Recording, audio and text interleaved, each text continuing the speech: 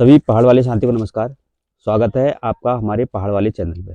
तो साथियों, अभी मैंने जस्ट पहले जो इससे पहले जो वीडियो अभी अपलोड करी है, तो उसमें मैंने बताया था कि देखो, आप अपना बिजनेस कर रहे हो या कोई दुकानदारी कर रहे हो या जनरल स्टोर, किराना स्टोर या कंस्ट्रक्शन स्टोर, कोई भी अगर ऐसा काम कर रहे हो बिजनेस से रिलेटेड, तो उस चीज़ में कहीं न कहीं कोई न कोई समस्याएँ आती है। तो मैंने उस समस्याओं के बारे में बताया था, क्या-क्या समस्याएँ आती करके। तो आज मैं आपको बताऊँगा उन समस्याओं का समाधान क्या-क्या है। देखो, क्या-क्या समस्या आई थी वो बताया था मैंने, और अब उसका समाधान बताऊँगा एक-एक करके।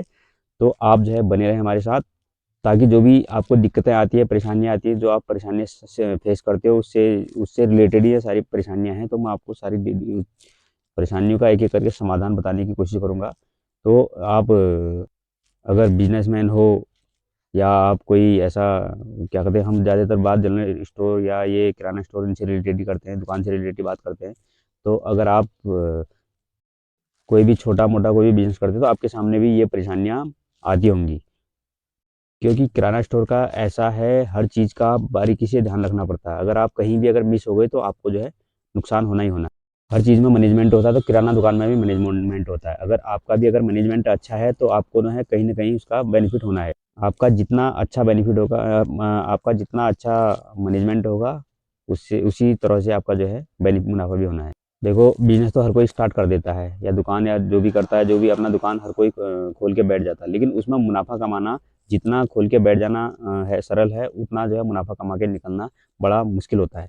तो इस चीज़ का भी आपको ध्यान रखना होता है कि अगर आप कोई भी काम अगर घुस गए, तो उसको शुरू से आपने जो चीज़ में घुस गए, तो उसको अंत तक करना ही करना है, तभी आप जब मुनाफ़े में कमा पाओगे। अदरवाइज़ जो है, आप नुकसान भी झेलने के लिए आपको तैयार रहना पड़ेगा। क्योंकि छोटी-छोटी बातें ऐसी होती हैं, आप उसको उनको नज़रअंदाज करते हो, तो उसका जो है फिर बाद में नुकसान होने लगता है। तो कल मैंने जो बताई थी कि क्या-क्या समस्याएँ हैं, तो उसमें से एक समस्या थी कि सप्लाई अधिक और कंपटीशन ज़्यादा बढ़ता है। तो उसके लिए आपको क्या करना है, देखो उसका समाधान बताता हूँ। देखो, आपके पास जो भी कस्टमर आता है, आपने उस कस्टमर को ध्यान देना है, उसकी समस्याएँ, अगर अब आपकी दुकान में उसको आगे कोई समस्या होती है, कोई चीज़ से रिलेटेड, कोई प्रोडक्ट से रिलेटेड, तो उसको उसकी समस्या को सॉल्व करने की कोशिश करें। जैसे उसने कुछ माँगा, तो वो पर आपके पास नहीं होता है, तो उसको आप अगले दिन मँगाते हो, तो वो उसकी जो है, उससे वो संतुष्ट हो जाता है। और जो भी स्कीम आपके पास आती है, तो वो स्कीम को आप जो है कस्टमर को देने की कोशिश करें, ना कि जो है उसका आप अपने पास रख लिया स्कीम और जो है कस्टमर को वही चीज़ पकड़ा है। अगर वो कहीं और जाता है, वही प्रोडक्ट लेता है,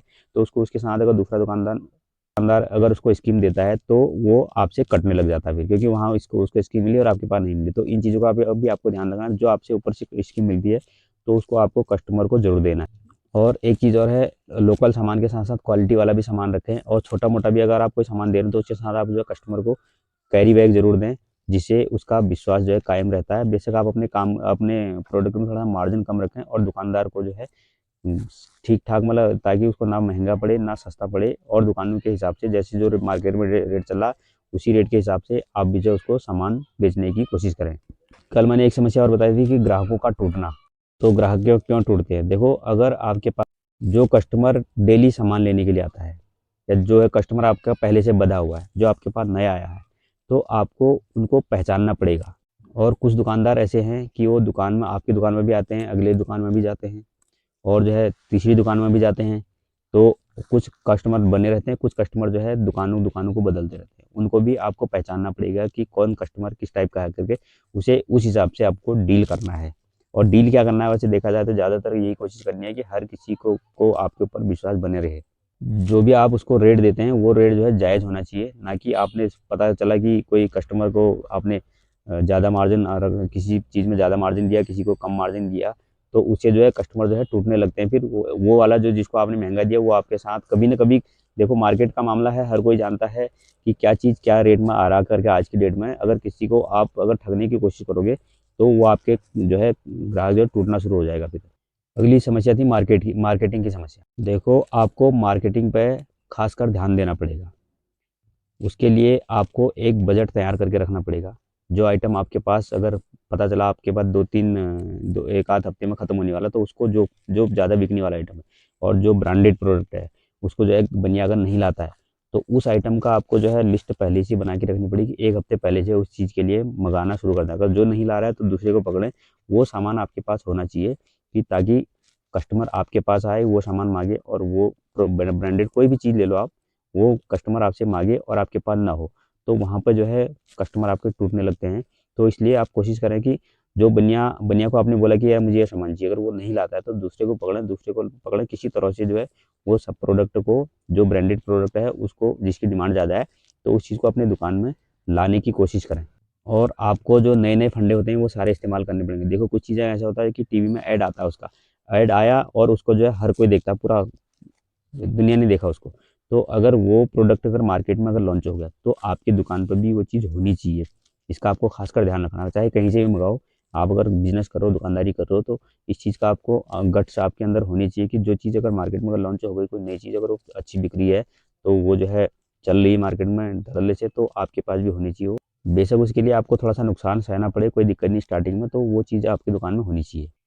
अगली चीज़ बताई थी मैंने, लोन। लोन लिया है तो उसमें जो है ब्याज-व्याज होती है, तो उसमें आपको बड़ी समस्या रहती है अगर नुकसान होता है, तो उसका भी मैं आपको एक डिटेल बताता हूँ। देखो देखो ऐसा है, आप लोन लेने से पहले अपना पूरा बिज़नेस प्लान बनाएँ कि मुझे क्या करना है, पूरी रणनीति बना लेनी है कि क्या करना है, कितने में कितना मुझे लगाना है, कितना मुझे अपने पास रखना है, कितना मुझे सामान रखना है, कितना मुझे मार्केट के लिए रखना है। 2-3 आपके पास पूँजी होनी चाहिए। देखो एक पूँजी तो आपकी जो है अपने पास रहती है, एक पूँजी आपकी दुकान में होती है और एक पूँजी जो है बनिए को सामान लाने-लाने के लिए होती है।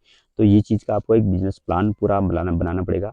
और एक चीज़ और, फिजूल खर्ची पे खासकर ध्यान ध्यान देना पड़ेगा, क्योंकि जब पैसा होता है तो आदमी सोचता है कि हाँ मैं ये करूँगा वो करूँगा करके जो मर्जी आदमी सोच लेता है। देखो अगर आपने लोन लेके अगर अपना बिजनेस करा है तो एक चीज़ का ध्यान रखना होगा आपको कि जो आपकी ब्याज की किस्तें हैं वो आपको पर दिन के हिसाब से एक जगह जमा करना पड़ेगा। उसको अपने गुल्लक बनाएं, गुल्लक में उसको जमा कर दें ताकि महीने के अंत में उसको आप दे सको।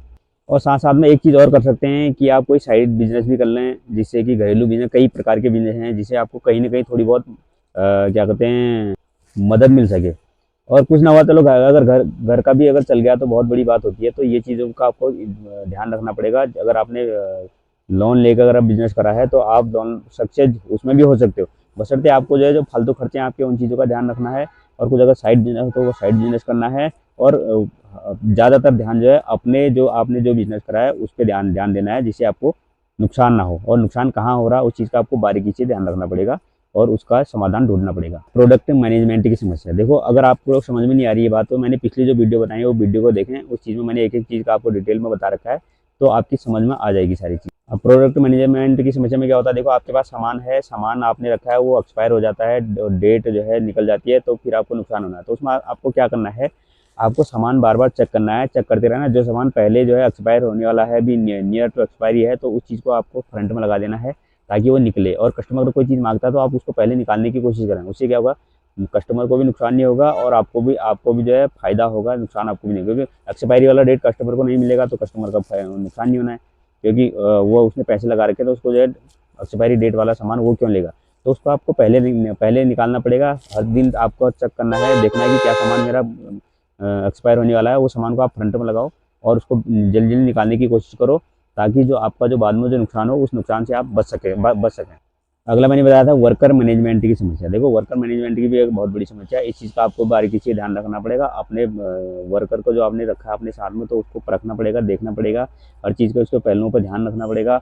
और बाकी जो है उसके बशर्ते उसको आप अच्छी तरह से रखना है, ऐसा नहीं कि डांट फटकार के रखना है, उस चीज़ का भी ध्यान रखना है, उसको भी बुरा ना लगे। और हर चीज़ अपने अपने अंडर में रखते हुए काम करना है, और उससे ज़्यादा आपको, क्योंकि आप बिजनेसमैन हो तो सबसे ज़्यादा जो है दायित्व तो आपका बनता है। तो आप उस चीज़ में सबसे पहले जो है आपका वो होना चाहिए। तो मैनेजमेंट का आपका रहता है सबसे पहले, और तो आप हर चीज़ का ध्यान आपको रखना पड़ेगा इस चीज़ के लिए। और आपको यह भी देखना है कि वो कस्टमर के साथ कैसा व्यवहार कर रहा है, कोई सामान जो है दबा तो नहीं है, कोई जो है सामान को चूहा तो नहीं खा रहा, कोई ऐसी जो दब रहा है तो एक्सपायर तो नहीं हो रहा। उस चीज़ का आपको भी ध्यान रखना पड़ेगा और आपको बताना पड़ेगा कि हाँ यार यहाँ यहाँ ये ज़रा देख, तो चेक करना इस चीज़ को करके। तो ये आपके जो है अंडर में सारा कुछ होना चाहिए, जिससे आप जो है इन चीज़ों से निजात पा सकते हैं। अब अगली चीज़ आती है कस्टमर डीलिंग की समस्या। देखो कस्टमर तो मेन होता ही है, आपको पता ही है, कस्टमर भगवान होता है, उस चीज़ का आपको भी ध्यान ध्यान रखना होता है। बगैर कस्टमर का आपका दुकान भी नहीं चलनी है। तो देखो कस्टमर को नाराज़ करने का तो मतलब ही नहीं बनता। आपके किसी वजह से अगर कस्टमर नाराज़ होगा तो आपको उससे माफ़ी भी मांगना पड़े तो आप उससे माफ़ी मांगो। जैसे कोई सामान आपने उसको दिया या कटा-फटा हो गया या एक्सपायरी डेट वाला हो गया, या फिर क्या कहते हैं कहीं फट फुट गया तो उसने बोल दिया, या आपने अंडे ही दिए, अंडे पता चला कि उसने आपसे अंडे लिए, 1 दर्जन अंडे लिए, उसने जो घर गया और वो खराब निकले कुछ उसमें से, तो उसको जितने खराब निकले उतने जो है यहाँ से नए दे दो। आपको उसके साथ व्यवहार बनाना पड़ेगा। उसमें आपको अगर 2-4 रुपये का अगर नुकसान भी होता है तो आप उसको सह लो, क्योंकि वो आपका कस्टमर है, आने वाले टाइम पे उसी से आपको फ़ायदा भी होना है। तो इन चीज़ों का आपको तो खासकर ध्यान रखना चाहिए। तो ये थी एक जो छोटी-मोटी जो है जो दुकान में समस्याएँ आती हैं, उसके बारे में मैं, क्योंकि ये समस्याएँ कुछ हमें भी आती हैं, तो इन चीज़ों का समाधान देखो आपको ही ढूँढना पड़ेगा। आपको ही देखना पड़ेगा कि मेरा दुकान, मेरा बिज़नेस किस तरह से जो है ग्रो कर सकता है। इस चीज़ पे आपको जो है मेन फ़ोकस रखना पड़ेगा। फिर दूसरी बात है कि आपको हर चीज़ का ध्यान रखना पड़ेगा बारीकी से। बारीकी से अगर कहीं भी अगर छोटी-सी चीज़ है, तुम कहोगे अरे मैं अभी करता हूँ, तो अभी करता हूँ का मतलब होगी फिर आदमी कोई दूसरा कस्टमर आया, तीसरा आया, वो चीज़ों को आप भूल जाते हो, वो ऐसे ही रह जाता है। फिर वो अगर भूल गए तो नुकसान होना। जैसे किसी ने कोई उधार वाला बात है, किसी ने आपसे कोई सामान उधार लिया, तो बोला यार इसको लिख देना, बोला ठीक है, तो आपके पास तुरंत दूसरा कस्टमर आ गया, आपका थोड़ा ध्यान कर चलो मैं लिखता हूँ करके, तो आपने थोड़ा उसको ध्यान दिया, उसके बाद कोई तीसरा चौथा आया तो उसको भूल गए बाई चांस, तो वो आपका सबसे बड़ा नुकसान है। तो तुरंत पहले वो काम करो जो काम आपका जो है वो सामान ले गया है तो उसका उधारी है तो उसको लिखना पड़ेगा आपको, ताकि आपको अगली बार ध्यान रहेगा। छोटी छोटी चीज़ें हैं, इन चीज़ों को आप कभी आप अपने माइंड से ही सोचना लगेगा कि अरे यार चलो करता हूँ, बाहर निकले और वो चीज़ आप भूल गए। तो इन छोटी-मोटी बातों का आपका विशेषकर ध्यान रखना है, जिससे आपको जो है बेनिफिट हो। तो साथियों उम्मीद करते हैं आपको ये इन्फॉर्मेशन अच्छी लगी होगी। अगर अच्छी लगी हो तो आप हमारे चैनल पर नए हो तो हमारे चैनल को सब्सक्राइब कर दें और बेल आइकन को भी दबा दें, ताकि जब भी हम ऐसी आपके बेनिफिट से रिलेटेड कोई वीडियो डालते हैं तो आपको उसकी नोटिफिकेशन तुरंत मिल जाए। हाँ, एक चीज़ और है, अगर आपको इस चीज़ से रिलेटेड अगर कोई समस्या आती है, दुकान से रिलेटेड अगर कोई भी समस्या आती है तो आप उसको जो है कमेंट करके हमें ज़रूर बताएँ। हम उस समस्या का समाधान ढूँढकर आपको बताने की कोशिश करेंगे। तो फिर मिलते हैं आपको एक नई वीडियो के साथ, तब तक के लिए धन्यवाद, नमस्कार।